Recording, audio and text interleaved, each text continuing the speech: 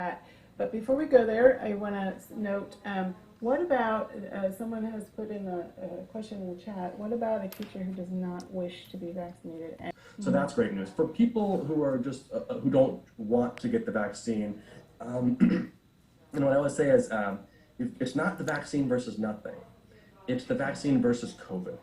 And Yes, because yes. we are not going to get rid of this virus until everyone's gotten it. So the rate of complication from the vaccine is known. There's some mild side effects for most older people, or some older people. The rate of COVID causing hospitalization and death is known. It scares me to this day to think about it. And just the palpable relief, all I could tell you to someone who has decided not to get it is just, I'm so relieved for my family and for me, that I wish I could give that confidence to those people. But yes, my message to them is the vaccine is, no matter how you slice it, safer than the alternative, which is eventually, this is going to be an endemic virus. It will get to you eventually. Wow, that's very strong. Thank you. Regarding an op-ed piece you recently wrote for the New York Times, and the title is "A Doctor's Call to Return to the Activities You Love."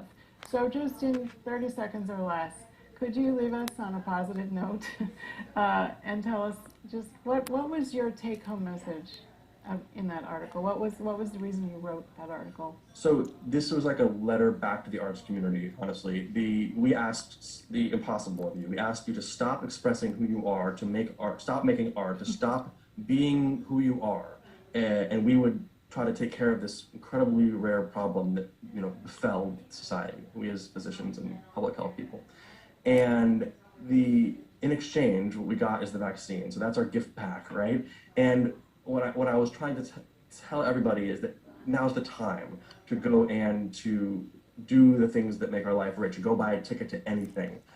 Because first of all, this is why we did the work, is so that we could get back to life and to continue the things we love to do. And, honestly, the future is uncertain. If we've learned anything from this, the future is uncertain. Right now, I feel, and I've done this, I feel very confident going in. I'm in Boston, but I went down to New York. I went to a jazz club, tiny little place, and I felt totally safe, no mask.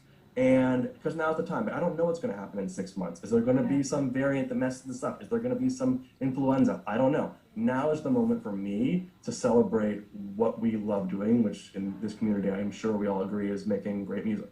Is singing. Great. Thank you so much.